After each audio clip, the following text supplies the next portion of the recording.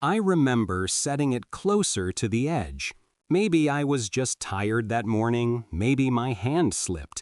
I muttered to myself, adjusting the microscope back to its exact spot on the lab bench.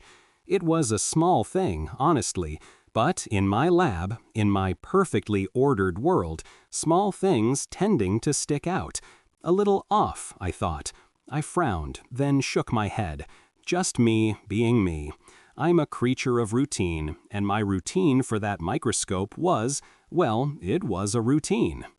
The hum of the ventilation system was the only sound, constant, comforting, just like it always was. I leaned back in my chair, glancing at the stack of research papers on my desk, reports of missing persons in suburban areas, strange anomalies in soil samples from upstate. My colleagues, mostly geologists and botanists, were making a fuss. They wanted new theories, something dramatic. I, an entomologist, I just saw, well, I saw normal variations. Or at least, that's what I told myself. A few missing campers? People get lost. Unusual soil formations? Geology is tricky. I'd seen weirder things in my career, believe me. I dismissed the latest email about a sinkhole of unusual depth near a bird sanctuary. Sinkholes happen. It's science. I spent the rest of the day hunched over slides, noting the slight, almost imperceptible shift in the mandibles of a common garden beetle, a species I'd studied for years. It was a tiny thing, too small for anyone else to notice, but it felt different. I made a note, scribbled, "Potential morphological anomaly?" The words felt heavy, even to me. I crossed them out, wrote "environmental adaptation" instead. Better, more rational. I needed things to be rational. After a long day, the city outside was already fading into a twilight blur.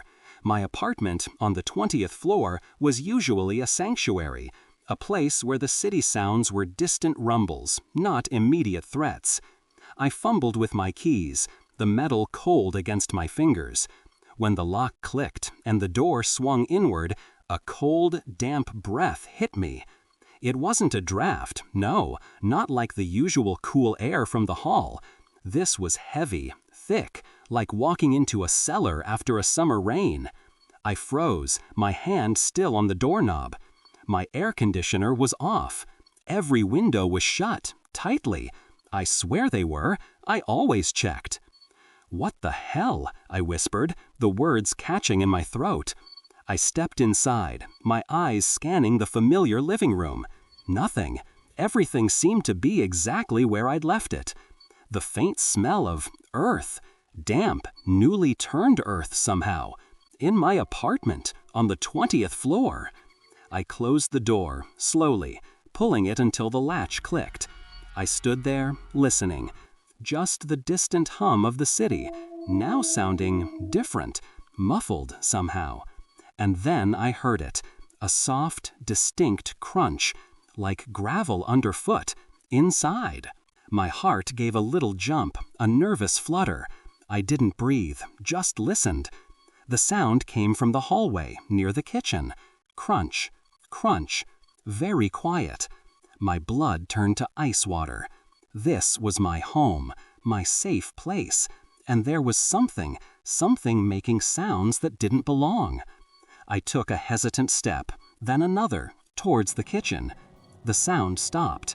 I paused, straining my ears. Nothing, just the muffled city hum. I peered down at the polished hardwood floor. Nothing, no gravel, no debris, not even a speck of dust. It was spotless. "Okay, Evelyn," I said to myself, my voice a shaky whisper. "You're tired. You're stressed from those ridiculous reports. You're hearing things." I closed my eyes, took a deep breath. When I opened them, the floor was still empty. But the distinct smell, the damp earth smell, it lingered. I walked to the window, feeling a strange urge to check. It was indeed closed. I pressed my palm against the glass. It wasn't cold. It was warm. And beads of moisture, condensation, clung to the inner pane. An odd warmth, like a breath against the glass. Something not right. Damp, different. I wiped my hand on my pants, baffled. I just told myself it was something a little off, nothing too special, just another one of those weird things.